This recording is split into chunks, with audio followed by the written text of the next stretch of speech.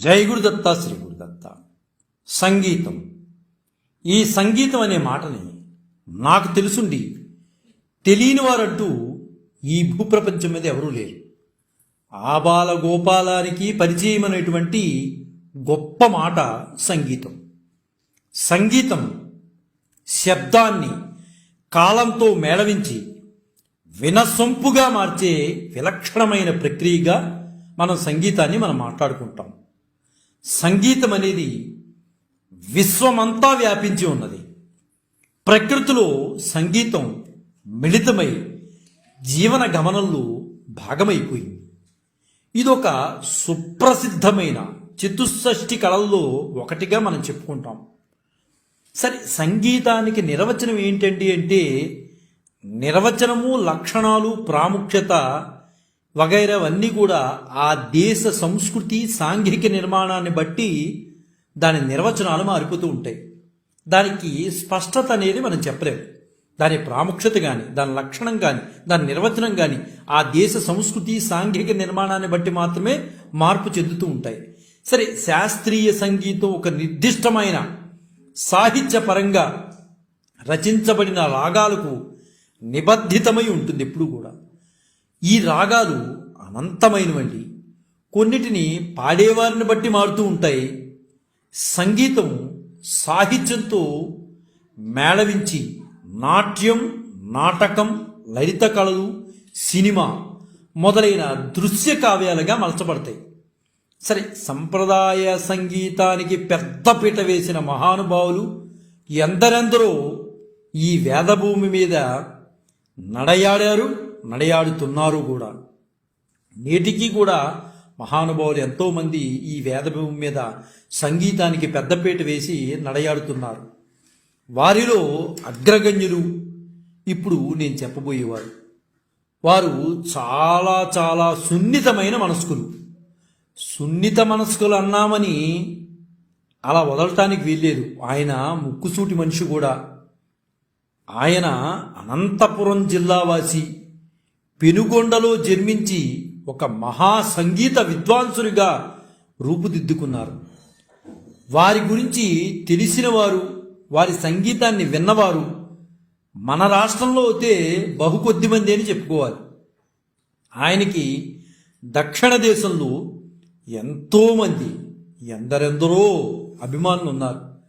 ఆయనే మన తెలుగువారు గర్వించదగిన వ్యక్తిగా, సంగీత కళారత్నగా, సంగీత కళాచార్యగా, నేటి మన ప్రాతస్మరణీయులుగా గుర్తింపు పొందిన మహానుభావులు సంధ్యావందనం శ్రీనివాసరావు గారు. ఆ మహానుభావులకి నివాళులర్పిస్తూ వారి జీవిత విశేషాలను మనం తెలుసుకోవడానికి ప్రయత్నం చేద్దాం. శ్రీయుతులు సంధ్యావందనం శ్రీనివాసరావు గారు అనంతపురం జిల్లా పెనుగొండలో 1918 సంవత్సరం ఆగస్టు 21న సంధ్యావందనం గంగాబాయి నారాయణరావు దంపతులకు సంధ్యావందనం శ్రీనివాసరావు గారు జన్మించారు. ఈయన తల్లిదండ్రులు దాస కుటుంబ పరంపరకి చెందినవారు. ఈయన పూర్వీకులు మాత్రం మైసూరు సమీపంలోని శ్రీరంగపట్నంలో నివసించేవారు. సరే, ఈయన దత్తమండల కళాశాలలో బిఏ వరకు కూడా చదువుకునేవారు. తర్వాత బిఏలు కూడా చదివారు. వకీలుగా కొంతకాలం ప్రాక్టీస్ కూడా చేశారు. అయితే అనంతపురం కలెక్టర్ ఆఫీసులో కొంతకాలం గుమాస్తాగా కూడా పనిచేశారు. ఈయన భార్య పేరు సరస్వతి. ఈయనకి 5 కుమారులు, 1 కుమార్తె కలిగారు.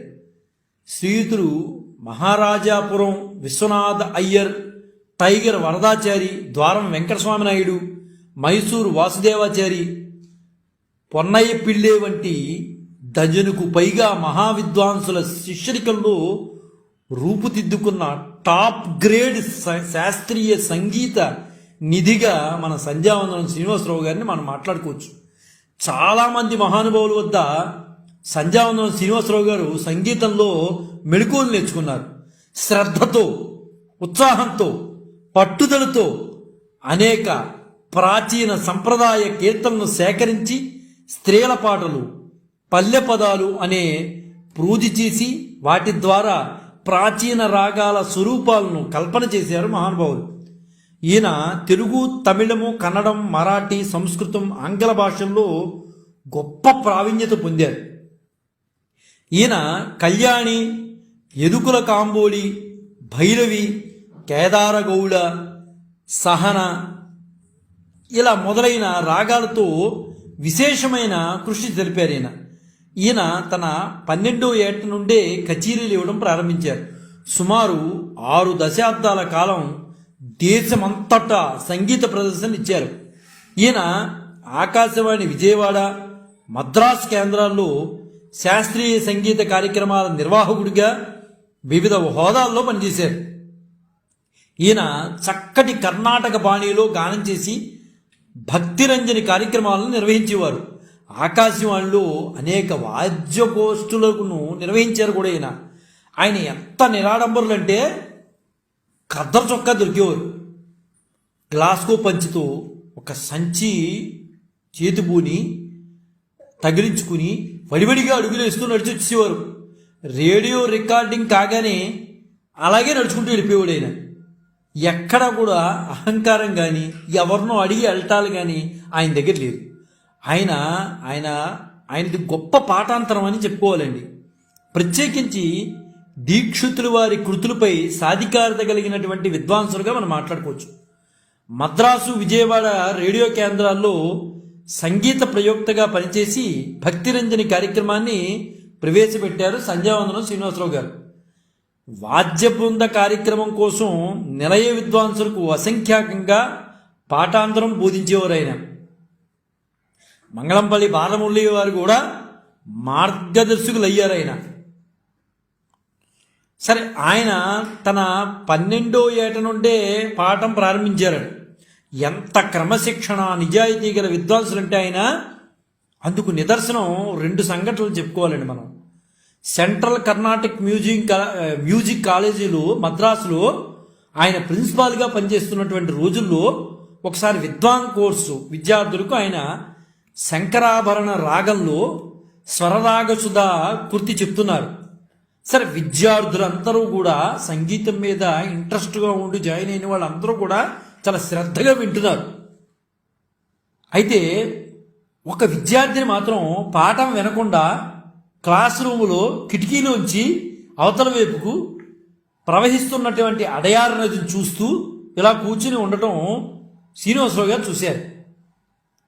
ఎన్నమ్మా, why are you not singing అని అడిగాడు ఆయన. ఆ విద్యార్థిని, సార్ నాకు ఆ కృతి మా అమ్మ నేర్పింది, మళ్ళీ వేరే విధంగా నేర్చుకోవడం నాకైతే ఇష్టం లేదు అని పెడసరంగా సమాధానం చెప్పింది శ్రీనివాసరావు గారికి. ఆమె ఒక ప్రఖ్యాత సంగీత విదుషీమణి కూతురు. వెంటనే సంధ్యావందనం శ్రీనివాసరావు గారు, అయితే నాకెందుకు, నా సమయం వృధా చేస్తావా, నా సమయం వృధా చేస్తావా, ఇక నుండి నువ్వు నా క్లాసుకి రావాల్సిన అవసరం లేదు, మీ అమ్మగారి దగ్గరే సంగీతం నేర్చుకో అని చెప్పాడు. ఆమె క్లాసు అది వెడితే కానీ పాఠం కొనసాగించని చాలా స్పష్టంగా చెప్పాడు. ఆయన యొక్క డిసిప్లిన్కి ప్రధాన విషయంగా మనం మాట్లాడుకోవచ్చు. టీటీడీ ఆస్థాన విద్వాంసునిగా గౌరవం అందుకుని ఎన్నో అన్నమయ్య కీర్తనలకు బాణీలు సంపూర్చారు సంధ్యావందనం శ్రీనివాసరావు గారు. ఒకసారి విజయవాడ సంగీత కళాశాలలో ఆయన కచేరీకి చాలామంది హాజరవుతారు. ఆయన కచేరీ అంటే చాలామంది వచ్చేవారు. ఆనాడు ఎందరందరూ వచ్చి ఆయన కచేరీ వినేవారు. అయితే ఆయన వినూత్న ప్రయోగాలు చేసేవారు. ఏ కచేరీలో అయినా సరే వినూత్న ప్రయోగాలు చేశారు. ప్రధానాంశంలో రాగమాలిక స్వరకల్పన చేస్తూ దగ్గర సంబంధం ఉన్న జంట రాగాలను వరుసగా తీసుకుని అప్రతిహతంగా స్వర విన్యాసం చేశారు. ఉదాహరణకు వరుసగా దర్బారు, నాయకి, రీతిగౌళ, ఆనందభైరవి ఈ విధంగా ఆనాటికి కచేరీ చాలామంది విద్యార్థులకు ఒక పాఠంలాగా సాగింది. అంటే కచేరీ జరుగుతుందంటే ఆయన కొత్త కొత్త అంశాలను ప్రయోగం చేసేవారు. వృద్ధాప్యంలో ఉన్న సంధ్యావందనం గారు శ్రీనివాసరావు గారు ఒకరోజు మద్రాసు రాయపేట హాస్పిటల్లో రోగుల క్యూలో ఒక మిత్రుడికి కనిపించారట. ఆయన ఆశ్చర్యపోయి ఆ మిత్రుడు సంధ్యావందనం శ్రీనివాసరావు గారిని, అయ్యో సార్, మీకు ఆరోగ్యం బాగోలేదా అని అడిగారు. అప్పుడు సంధ్యావందనం శ్రీనివాసరావు గారు చెప్పిన సమాధానం విని ఆ వ్యక్తి కళ్ళ నీళ్ల పర్యంతం అయ్యాడట ఆ మిత్రుడు. అసలు విషయం ఏంటంటే సంధ్యావందనం శ్రీనివాసరావు గారు అంటే గిట్టని వారు కొందరు ఆయన్ని ప్రిన్సిపాల్ పదవి నుండి తప్పించేందుకు ఆయనకి మతిస్థిమితం లేదని చెప్పి ప్రచారం చేసేవారట. అది తప్పని నిరూపించేందుకు తన ఆరోగ్య స్థితిని బాగుందని వైద్యుని వద్ద ధృవీకరణ పత్రానికి ఆయన అక్కడ క్యూలో నుంచున్నారు. అంత నిర్మల చిత్తులు ఆయన. ఇంకొక గొప్ప విశేషం ఏంటంటే తన కుమారుడు రేడియో ఎడిషన్లో విఫలం చెందితే ఆ ఓటమి తనదిగా భావించి కంటతడి పెట్టిన మహానుభావుడు సంధ్యావందనం శ్రీనివాసరావు గారు. నిజానికి ఎడిషన్ బోర్డు మెంబర్ అయిన ఆయన తన కుమారుడికి సిఫార్సు చేస్తుంటే సునాయాసంగా వారి కుమారుడు ఉత్తీర్ణుడయ్యేవాడు. అంత ఉదాత్తమైన బుద్ధి కలివాడు, అంత డిసిప్లిన్ క్రమశిక్షణ విషయంలో అంత పద్ధతిగా ఉండేవాడండి ఆయన. కేంద్ర సంగీత అకాడమీ నిపుణుల కమిటీలోను, university grants కమిటీలోను, Sangeet Natak అకాడమీలోను, Akashvani editions కమిటీలో సభ్యుడిగా ఆయన చాలా కాలం పనిచేశారు. తిరుమల తిరుపతి దేవస్థానం వారి అన్నమయ్య ప్రాజెక్టు, దాస సాహిత్య ప్రాజెక్టుకు ప్రత్యేక అధికారిగా కూడా సంధ్యావందనం శ్రీనివాసరావు గారు సేవలను అందించారు. ఇంకా పురస్కారాల గురించి చెప్పుకోకల్లా అనేక రకాలైన బిరుదులు పురస్కారాలు ఆయనకు వచ్చాయి. సంగీత అకాడమీ పురస్కారం, డీలిట్టు, తర్వాత తిరుమల తిరుపతి దేవస్థానం ఆస్థాన పండిత పదవి మొదలైనవన్నీ కూడా ఆయన ఖాతాలో చేరేయండి. సంగీత కళాచార్య, తర్వాత సంగీత కళారత్న, స్వర విలాస అనే బిరుదులు ఆయనకి లభించాయి. ఆయన Ariyakudi Ramanuja Iyengar, Semmangudi Srinivasa Iyer, MS Subbulakshmi, ML Vasanthakumari, Mangalampalli Balamuralikrishna, S Ramanathan, Radha Jayalakshmi, Trichur Ramachandran, R Vedavalli, Sugandha Kalamegam, ఇలా ప్రపంచంలో చాలా గొప్ప గొప్పగా పేరు పొందినటువంటి హేమాహేమీలకు ప్రత్యేక సంగీత బాణీలను నేర్పే అవకాశం మన సంధ్యావందనం శ్రీనివాసరావు గారికి దక్కిందండి. ఈయన శిష్యుల్లో చెప్పుకోదగిన వారు ఆయన కుమారులు మధ్వమునిరావు గారు, పూర్ణ ప్రజ్ఞారావు గారు, అరుంధతి సర్కార్, శశాంక్ మొదలైన వారు ఉన్నారండి. అయితే దక్షిణ దేశపు అగ్రశ్రేణి గాయకుల్లో ఖచ్చితంగా మనం మాట్లాడుకోవాలంటే సంధ్యావందనం శ్రీనివాసరావు గారు కూడా ఒకరిగా మనం మాట్లాడుకోవచ్చండి. శ్రద్ధతో, ఉత్సాహంతో, పట్టుదలతో అనేక ప్రాచీన సంప్రదాయ కీర్తనలు సేకరించి స్త్రీల పాటలు అనేక పోగు చేసి స్వరకల్పనలు చేసేవాడు మహానుభావుడు. ఆయన ఎంత గొప్పగా సంగీతాన్ని పోషించాడంటే అంత సంగీతాన్ని పోషించాడు. ఈయనకి ఆంగ్ల భాషలో కూడా గొప్ప ప్రావీణ్యత ఉందండి. సంప్రదాయ సంగీతానికి పెద్దపీట వేసేవాడు ఆయన. సంధ్యావందనం శ్రీనివాసరావు గారు సంగీతము చెప్పేటప్పుడు పిల్లలకి డిసిప్లిన్ లేకపోతే ఒప్పుకునేవాడు కాదు. చాలా పద్ధతిగా ఉండాలి అనుకునేవాడు. సంగీతం అనేది భగవంతుడిచ్చినటువంటి జ్ఞానం, దాని దగ్గర చాలా స్పష్టత ఉండాలి అని మాట్లాడేవాడు ఆయన. అటువంటి ఉన్నతమైన మనస్కులు సరిగ్గా జనవరి 25, 1994లో నాదైక్యం పొందారు. ఆ మహానుభావుడు నిజానికి ఈరోజు లేకపోయినప్పటికీ వారు చేసినటువంటి కృతులు కానీ, సంగీతంలో మేళవింపులు కానీ ఈనాటికి కూడా స్వర మధురిమలై మన పక్కనే తిరుగుతూ ఉన్నాయి. అటువంటి మహానుభావుడు జయంతి సందర్భంగా నేడు ఆ మహానుభావునికి ఖచ్చితంగా నివాళులర్పించాలండి. ఈ వాట్సాప్లు వచ్చిన తర్వాత, వాట్సాప్ గ్రూపులు ఎక్కువైపోయిన తర్వాత అందులో సంగీతానికి సంబంధించిన గ్రూపులు కూడా ఎక్కువయ్యాయి, వాట్సాప్ సమూహాలు ఎక్కువయ్యాయి. కనీసం ఇలాంటి మహానుభావుల గురించి సంగీత గ్రూపులు పెట్టినవారు కనీసం ఒక్కసారైనా ఆ మహానుభావుడికి మనం తలుచుకోగలగాలండి. సంగీత గ్రూపులు పెట్టుకుని మనం పాటలు పాడుకోవడం ఒక విశేషం అయితే, మన పాటలు ఎంత ముఖ్యమో మహానుభావుల చరిత్ర కూడా అంత ముఖ్యం. మన పాటలు పాడుకుంటాం బాగానే ఉంటుంది, కానీ మహానుభావుల చరిత్రను తెలుసుకోగలగాలి, ఆ మహానుభావులకి నివాళులు అర్పించగలగాలి. నేటి రోజు సంగీతం గురించి అభిలషించి చాలామంది వెళ్ళి పాటలు పాడుకుంటున్నారు, కానీ ఆ మహానుభావుల చరిత్ర తెలిస్తే ఇంకా 10 మందికి జ్ఞానాన్ని పంచగలిగేటటువంటి శక్తి మనలో వస్తుంది. ఆ మహానుభావుడికి సంగీత కుటుంబం తరఫున నివాళులు అర్పిస్తున్నాం.